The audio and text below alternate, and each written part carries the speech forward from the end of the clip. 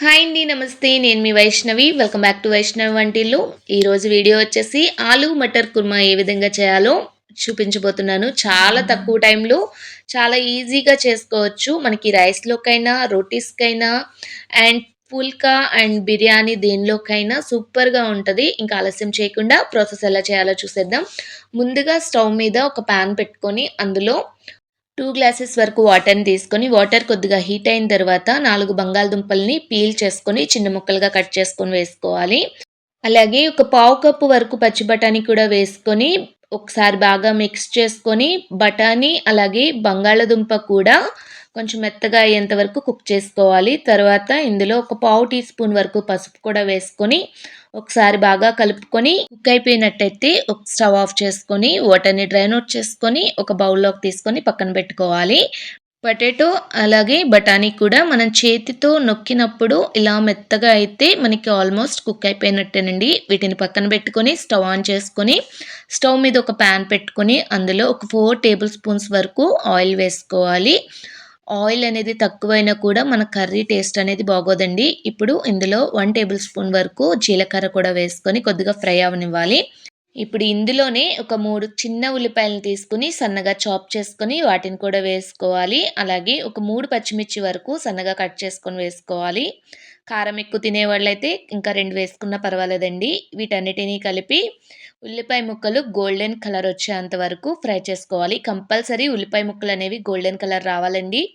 అప్పుడే మనకి gravy consistency అనేది బాగుంటుంది. అలాగే కర్రీ టేస్ట్ కూడా చాలా బావుంటది. సో, ఇలా గోల్డెన్ కలర్ వచ్చిన తర్వాత ఇందులో 1 టేబుల్ స్పూన్ వరకు అల్లం వెల్లుల్లి పేస్ట్‌ని కూడా వేసుకొని పచ్చి వాసన పోయేంత వరకు ఫ్రై చేసుకోవాలండి. అల్లం వెల్లుల్లి పేస్ట్ కంపల్సరీ పచ్చి వాసన పోయేంత వరకు ఒక 2 మినిట్స్ అయితే ఫ్రై చేసుకోవాలి. అలాగే 1 ½ టేబుల్ స్పూన్ వరకు కారం కూడా వేసుకోవాలి. ఇక్కడ స్పైస్ ఎక్కువ తినేవాళ్ళైతే 2 టేబుల్ స్పూన్స్ వరకు వేసుకోవచ్చు. నెక్స్ట్ ఇందులో ఒక పావు టీ స్పూన్ వరకు పసుపు, అలాగే ఒక హాఫ్ టేబుల్ స్పూన్ వరకు జీలకర్ర పౌడర్ వేసుకోవాలి. అలాగే 1 టేబుల్ స్పూన్ ధనియాల పొడి, ఒక హాఫ్ టేబుల్ స్పూన్ వరకు గరం మసాలా కూడా వేసుకోవాలి. అలాగే రుచికి సరిపడగా సాల్ట్ కూడా వేసుకొని వీటి అన్నిటిని ఒకసారి బాగా మిక్స్ చేసుకొని ఒక 2 మినిట్స్ ఆయిల్ అనేది పైకి తేలేంత వరకు ఫ్రై చేసుకోవాలి. ఇలా ఆయిల్ అనేది రిలీజ్ అయిన తరువాత ఇందులో ఒక 2 మీడియం సైజ్ టొమాటోస్‌ని తీసుకొని వాటిని మెత్తగా పేస్ట్ చేసుకొని, ఆ పేస్ట్ మొత్తాన్ని కూడా ఇందులో వేసుకొని ఒకసారి బాగా కలుపుకొని మూత పెట్టుకొని టొమాటో పేస్ట్ అనేది కంప్లీట్‌గా పచ్చివాసన పోయి ఆయిల్ అనేది పైకి తేలేంత వరకు ఫ్రై చేసుకోవాలండి. మనకి టొమాటో పేస్ట్ ఫ్రై అయిపోయినట్టయితే ఆయిల్ అనేది సెపరేట్ అయిపోతది. ఇక్కడ నేను వీడియో క్లిప్‌లో చూపిస్తున్న విధంగా ఆయిల్ అనేది పైకి తేలుంటదండి. ఇలా ఆయిల్ అనేది పైకి తేలినప్పుడు కంప్లీట్‌గా ఫ్రై అయిపోయినట్టు అర్థమండి. ఇలా ఫ్రై అయిపోయిన తరువాత ఒకసారి బాగా గరిటెతో కలుపుకొని ఇందులో ఒక పావు కప్పు వరకు వాటర్‌ని యాడ్ చేసుకోవాలి. వాటర్‌ని ఒకసారి బాగా కలుపుకొని కొద్దిగా మూత పెట్టుకొని మరగనివ్వాలండి. ఇలా వాటర్ కొద్దిగా మరుగుతున్నప్పుడు మనం ముందుగా కుక్ చేసి పెట్టుకున్న బంగాళదుంప ముక్కలని 4 తీసుకొని ఇలా మనం చేతితో స్మాష్ చేసుకుంటూ వేసుకున్నట్టయితే మన కర్రీ థిక్‌నెస్ అనేది చాలా బావుంటది. ఇలా ఒకసారి ట్రై చేయండి. వీటిని వేసుకున్న తర్వాత ఒకసారి గరిటెతో కలుపుకొని ఒక 1 మినిట్ వరకు మరగనివ్వాలి. ఇలా మరుగుతున్నప్పుడు ముందుగా కుక్ చేసుకున్న పొటాటో అలాగే మటన్‌ని వేసుకొని గరిటెతో బాగా మిక్స్ చేసుకొని మూత పెట్టుకొని మధ్య మధ్యలో కలుపుకుంటూ ఒక 4 మినిట్స్ వరకు కర్రీననేది కుక్ చేసుకోవాలండి.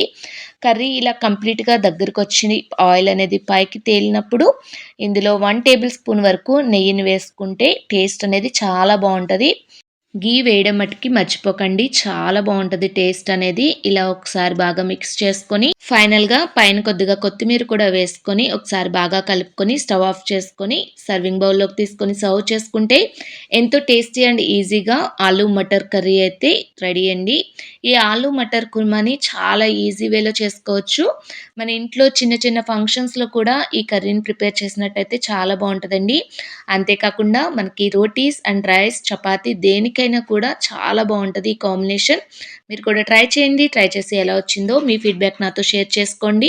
అలాగే వీడియోని కంప్లీట్‌గా చూసి లైక్ చేయండి. మీ ఫ్యామిలీ మెంబర్స్‌కి, రిలేటివ్స్‌కి షేర్ చేయండి.